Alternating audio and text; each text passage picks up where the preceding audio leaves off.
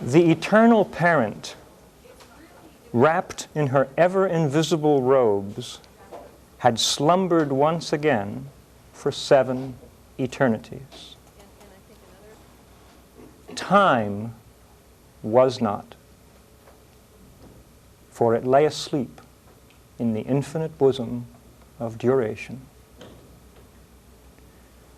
So begins the secret doctrine. And if I may add, so shall it end.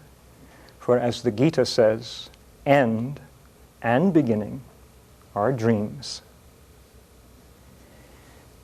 Many years ago, I was taking a graduate course at New York University taught by an Argentine professor in the Spanish language, already one step more difficult than usual. And he handed out a syllabus on the first day which contained something like 20 books. Mind you, we were all taking other courses, all of these to be read in a couple of months. And I thought, what is this man trying to do? This is utterly impossible. He must be mad, or at least Hispanic. And I mean that in no way against the Hispanic people, but they have this wonderful quixotic nature, don't they? I know and love the Hispanic people. So as I thought about this for a minute, when this professor began his class, he said, now you will see that the syllabus is quite impossible. But why should we try the possible? Now that's a very theosophical point of view. What we're going to attempt, not do, what we're going to attempt this morning is really quite impossible. But you were reminded or told by Dora in the last speech this morning, she mentioned about stretching the mind, didn't she? Mm-hmm. And what I hope to do, if I'm in any way successful, all I will have done will have been to interest you in stretching your mind toward eternal realities. That stretch, I believe personally, is potentially self-transformative. So what I'm to say may be mistaken in many ways. It won't be crystal clear. It'll be forgotten in 10 minutes. But if it interests you in pursuing this stretching for yourself, it will have been 100% successful. So let's start with this idea, revelation, the timeless flash. Let's start with revelation. I thought it would be interesting at first just to simply read a definition of revelation, which I took from the unabridged Merriam-Webster's Third New International Dictionary. Why do they make such long titles? Revelation, an act of revealing or communicating divine truth, especially God's disclosure or manifestation of himself or his will to man. Now there are 3 key points in that which I'd like to consider this morning. The first is the whole idea of divinity. What is divinity? Not that we're going to answer any of these questions, we're going to consider them. The second is divine truth. What do we mean by truth, first of all, especially divine truth? And thirdly, divine will. What is will, and especially divine will? Now, as all of you are quite aware, the great religions of the world have treated divinity rather differently. Many, many different ways, many ideas, aren't there, abroad about divinity. And yet, there are many, many common threads, as all theosophists are aware, in the great religions of the world. And some of these threads, I think 3 of them, are rather obvious to almost anyone without being a student of these things. The first is that while divinity may occasionally reveal itself, may or may not, according to the way we look at things, divinity is ultimately invisible and impossible to fully know. Isn't that sort of through all the great religions? You can't, in Judaism, you can't say the name of God, can you? The vowels are removed. It's unspeakable, isn't it? Islam, no images of God are permitted. Christianity, no man has seen God at any time. This idea of the utterly invisible, and in the great myths too, and a lot of the fairy tales even, God has so many names you can't know them all. So this idea that the ultimate divinity, or we might say in the Theosophical Society, ultimate reality, is ever incognizable, that it is not visible. The second very common thread through the great religions is that somehow this invisible, unspeakable reality is still the source of the whole visible universe. Isn't that a common idea? God created the world in the Judeo-Christian Islamic tradition. In the Eastern religions, you have the idea of creating all out of myself. Nonetheless, that ultimate divinity is somehow or other responsible and is the source of all that is. And the third idea is that while this source of all has, while this invisible divinity has been and is the source of all, it remains itself unchanged. Heaven and earth may pass away, but I remain.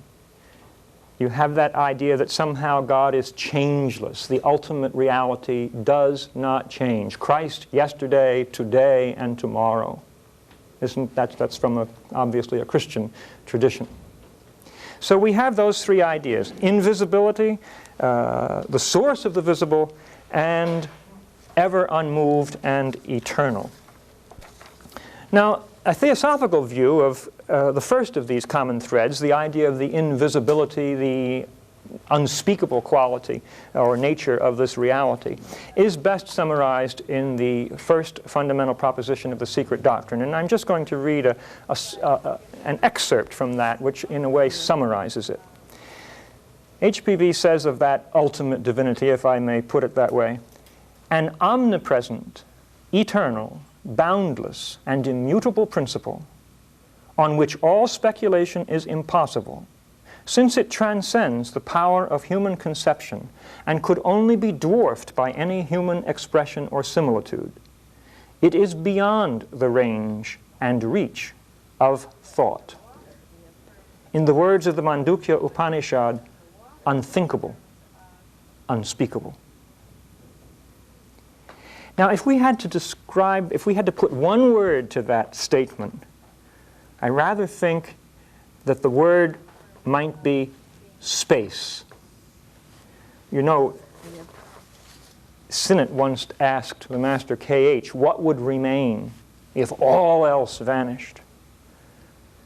And without a moment's hesitation, K.H. said, space. That's rather obvious, isn't it, when we think about it? But we don't very often. Space, infinite, boundless, remains, unchanged, eternal. And yet, that space, from a theosophical perspective, is not emptiness. It is void of things. And yet, it is the potential for everything that can ever be. All that was, all that is, all that can be, potentially or even actually in existence, is within that space, isn't it? Before there was anything, there was space. And out of it, or within it, everything occurs. And when it's all finished, everything is reabsorbed. The one constant. So from a theosophical perspective, we can say that that divinity, now we're looking at divinity from a theosophical perspective. All the great religions would not agree with us. We would say that that divinity is, in one sense, if we can say anything about it at all, that it is that eternal space which, while being the source of all, is yet in itself ever unmoved and changeless. Now, there's a Christian hymn that actually echoes this. Mary and I were in the Cathedral of St. John the Divine in New York some weeks ago, and this was they have a beautiful little candlelight Vespers, which is very lovely to go to. And we just saw that the first hymn contained this idea of the divinity being invisible and yet the source of all that is and still unchanged. And the line is so beautiful, I thought you would like to hear it. O God, creation's secret force, thyself unmoved, all motion's source. More theosophical you could not get, even at the Cathedral of St. John the Divine. Now we come to this idea of divine truth. We've said something about a theosophical way of looking at divinity. Now let's look at something of the idea of truth. Truth is often thought of, capital T, is often thought of as an aspect of divinity. Isn't that so? We have the Christian God saying, I am the way, the truth, and the life. So it's somehow associated with divinity, and especially, of course, when we name it as such by using the phrase divine truth.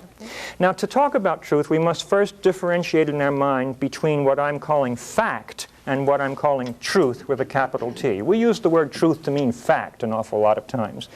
Facts are really descriptive states of the objective or subjective world. Let me give you some examples. New York is on the east coast and Los Angeles is on the west coast of the United States. Fact. When it all slips into the ocean, when the ocean level rises, it won't be a fact anymore.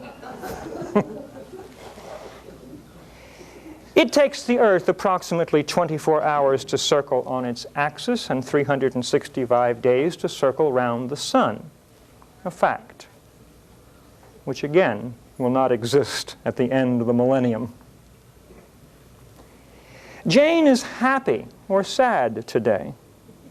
That's a fact. It describes the subjective state, emotional state of Jane.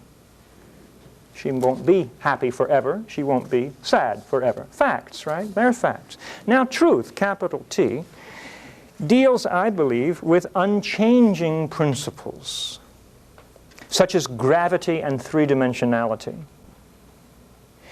Truth is associated, in my mind, with the nature of space itself.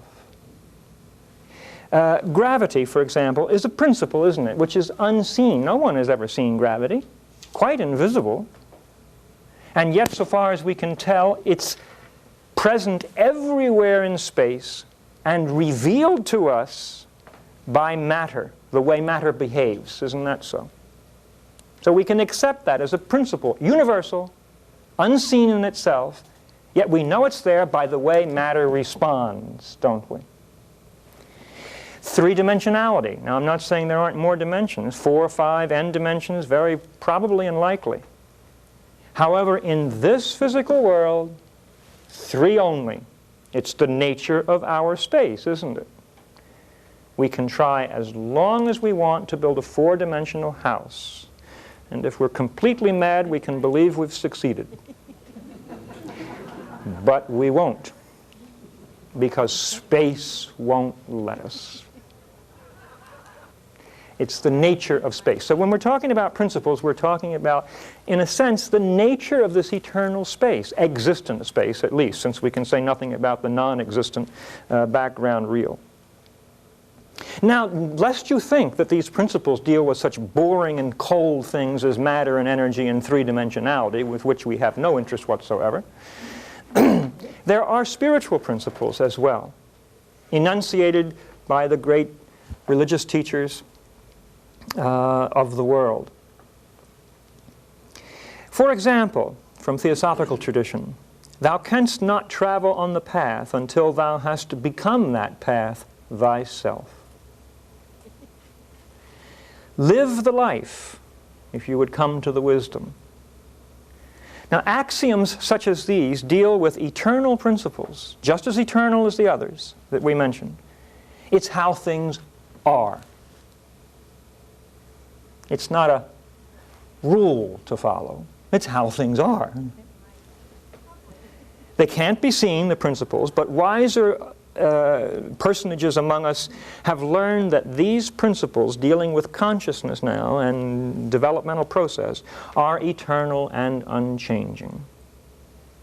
To put it simply, to summarize it about these principles, things don't fall up, and wisdom is not for sale. Now we come to the idea of divine will. It's a kind of, I hesitate to use this phrase, but I can think of no other more apt, a cosmic blueprint. Mind you, it isn't a piece of paper. But it's a kind of cosmic blueprint, I think myself. And HPB suggests that the universe is actually willed into being by the ever-to-be unknown power, that divinity that we spoke of first. Will, it seems to me, is associated with action. It isn't action itself, but it seems always associated with it, doesn't it? If we think about it. You will to do something, you intend to do something. It's sort of the impetus that sort of gets one going. And in a sense, will directs action. Isn't that true in our personal experience? We intend to do something, and our actions follow along the lines of the intent. Now, if you can sort of think of this divine reality as sort of willing a universe into existence, everything that happens will flow along the lines of that will. Three-dimensionality, in a sense. Gravity, in a sense, is part of that will. But you can think of it, I think, more in terms of the great sweep of development of the universe, how it comes into being, its processes, and finally its dissolution. That whole thing, in a sense, is the cosmic blueprint.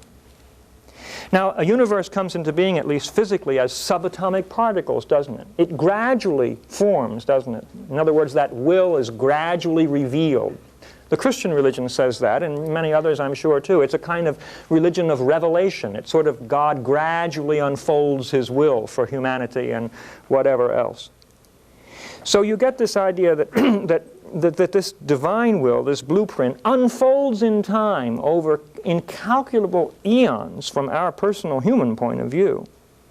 The subatomic particles gradually come together, form atoms, molecules, galaxies, solar systems, eventually the likes of you and me. And then in the long run, the whole thing, according to theory, is reabsorbed. Now we're going to deal with something even more impossible, but fun. We're going to use words which are totally time-bound to talk about the timeless. So it all has to be taken with a grain, or as I often say, a dose of salts. This whole evolutionary sweep from the formations of the Earth itself through the human experience to its conclusion, incalculable eons from our point of view, is somehow simultaneously present in its entirety in the eternal, subjective, and timeless whole.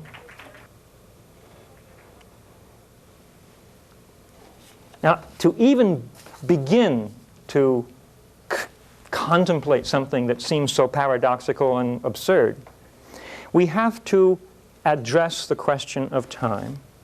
Address, not solve. K.H. said about time, time is something created entirely by ourselves. That's a little hard to swallow, isn't it? Interesting to think about.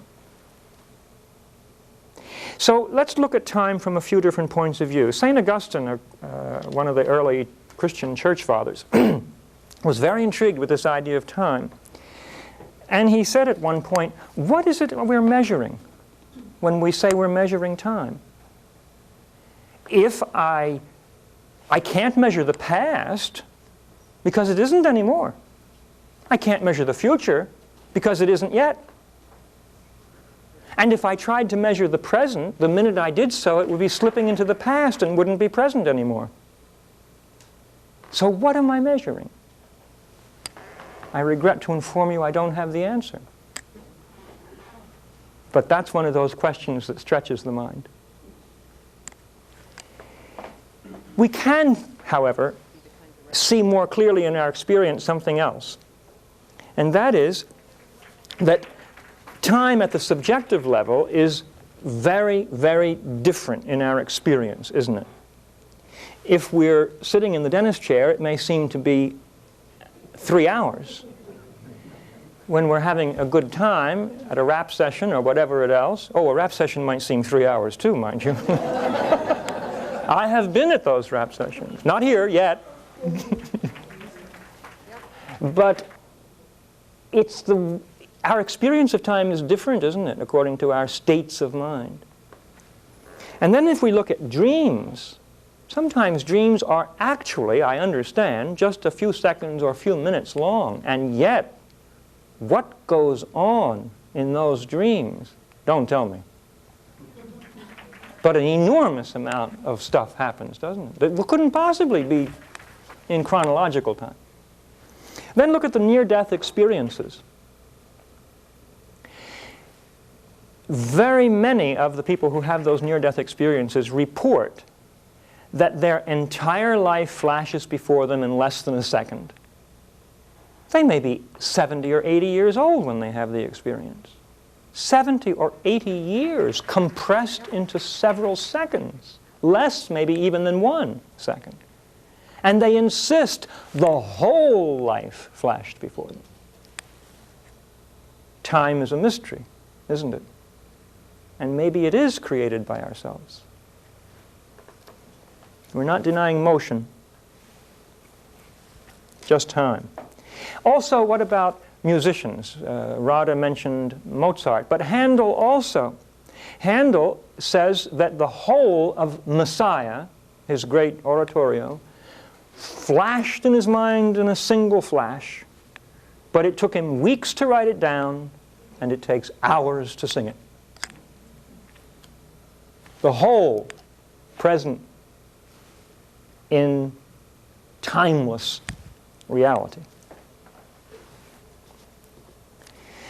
Now, eternity is very often thought of by people as endless time.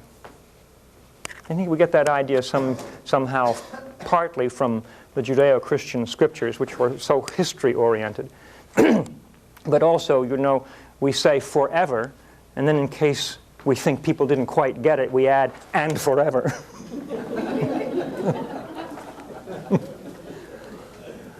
It's like saying dead or deader. So, eternity has nothing to do with time. It's not endless time. It's timeless. No one can tell anybody about that, but I am convinced that that is possible to, in some way, touch in the meditational experience. Now, what HPB says about time is very interesting also. She says, in the eternity, there is neither past nor future. Hence, for the inner ego, the three tenses merge into one, the present. Furthermore, the consciousness of time does not arise even in sleep. We don't realize how long we've slept, do we? Sometimes we can say, well, I think I slept a long time, but there isn't a sense of time during deep sleep, is there? Not during it. Only when we wake up we sort of reflect. No sense of time in the deep sleep. So she says, if consciousness of time does not exist even in sleep, much less, therefore, can it exist in the essentially absolute. Can the sea be said to have a consciousness of time in its rhythmical striking on the shore or in the movement of its waves? And the Master K.H. adds this fascinating statement about time. He was rather exasperated with having to use English terms that couldn't capture the meaning he wanted to present to Sinnett, to whom he was writing. And in his exasperation, he said, three clumsy words, past, present, and future, miserable concepts of the objective phase of the subjective whole. They are about as ill-adapted for the purpose as an axe for fine carving. Wonderful sense of humor, the Master K.H. Refined sense of humor. Mine's crude, his is refined. Now we come to Revelation again, and you might reconsider the definition that we gave in the beginning. An act of revealing or communicating divine truth, especially God's disclosure or manifestation of himself or his will to man. And we've said something about what we mean by divine from a theosophical view, what we mean by truth with a capital T, or divine truth, and something about what we mean by will. Now, how does revelation come about in our experience? We've had, all of us, something which is akin to revelation, I'm quite sure, and I will call that insight. We have understood, haven't we, something somewhere along the line, not just learned that that's Main Street or whatever, that's a fact, but we have understood something, a mathematical principle, anything else in life, something about human nature. We've understood. That flash of understanding is an insight. And when we understand something, it's interesting how it comes to us. For 1 minute we do not know. Isn't that true? We don't know. We're puzzled. And when the insight happens, it happens in a flash. And then we know. And there's no time between those two. The flash is timeless. It comes from a timeless domain. It's dealing, in a sense, with those principles. So in a sense, even however minute, we've gotten a flash from that level of divine truth and understanding, you see. And it isn't connected to time. It doesn't gradually come into our mind. It hits it at once. Now, revelation might be is something like that, but it generally refers to a kind of flash of that cosmic blueprint, in part or in whole. In whole, it's called enlightenment. In part, it's more revelation or partial revelation. But that flash, just like the insight, first flashes where? On our mind. Isn't that true? And the mind reflects it, much the same as a mirror reflects. The reflection is not the truth, no more than the image in the mirror is the truth. We must remember that, I think. We have a reflection. We get an image, we get a picture. And HPB says over and over and over again, no picture will ever represent reality or the truth. No picture. Because that ultimate truth is unpicturable. So we get a reflection, we get an image, we get a picture. It's like seeing ourselves in a mirror. We've all done that. Horror of horrors. And we look in the mirror and we see a partial revelation of ourselves, don't we? It's not the whole of us. Certainly isn't the subjective part of us. And we don't even see the whole of us physically when we look into the mirror. So we're getting a partial revelation, and we know that the image looking back at us isn't us. It's a reflection. So as St. Paul says, we see through a glass darkly, not fully. Now, if our minds were perfect, then the image would be as accurate as possible. But our minds aren't perfect. They're conditioned, aren't they? All of us. I don't think there are any exceptions to this, except the possible exception and likely exception of the adepts. Our minds are more like carnival mirrors. And some of them are really very distorted. But all of them are little. So we see the reflection, say it's the truth, and there's a little grain of the truth in it, but it's not the whole truth and nothing but the truth. It's a distorted image coming back. So our minds are like those carnival mirrors. Now, if we were relatively free of personal conditioning, there is still the cultural conditioning to deal with. For example, let's take the near-death experiences again, because our minds are personally conditioned from our own personal experience, but also culturally from the traditions into which we've been born and are raised. Let's take the near-death experiences. Most of you are familiar, I'm sure, with them, and familiar with the idea that many, many people experience an extraordinary peace and wholeness and joy, which, if they are religiously oriented, they ascribe to Almighty God. Now, a devout Christian who experiences that in the near-death experience or at true death would likely, and many of them report, see Jesus. Why wouldn't they? It's their symbol of the spiritual. It means something to them. Dora talked about symbols earlier. It's their symbol of the spiritual, and every bit as valid as any other experience or symbol. So they find themselves in the arms of Christ, home at last. The devout Jew would not find himself or herself in the arms of Christ. Might be an angel, might be God's presence, but that wouldn't be their symbol, would it? But the experience would be the same, you see. So the world religions, the scriptures, the great scriptures of the world, I feel are a little bit like the NDEs in that respect. They're kind of revelations of this cosmic blueprint, but they're filtered through the personal and the cultural mind.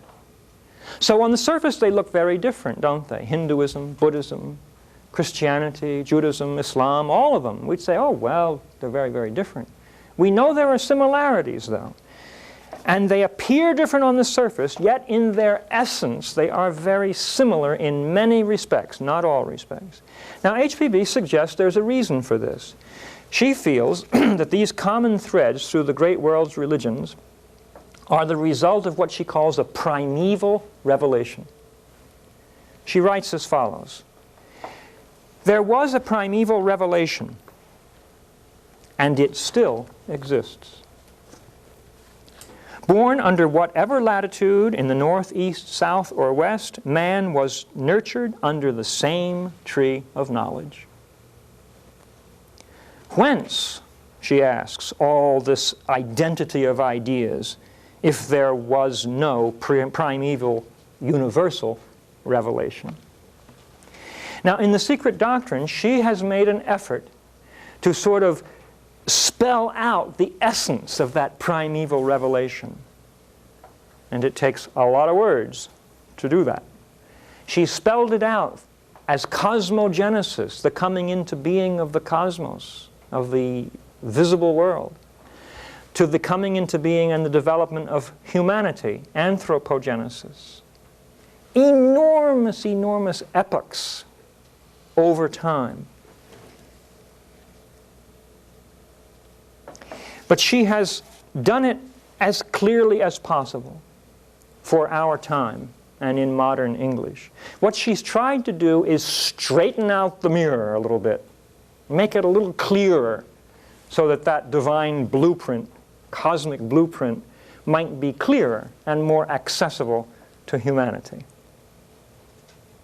But we must remember that even her much clearer picture is still a picture. And no image will ever be the truth. Because truth is beyond all pictures. Truth is beyond time, and the revelation of it is a timeless flash. Thank you.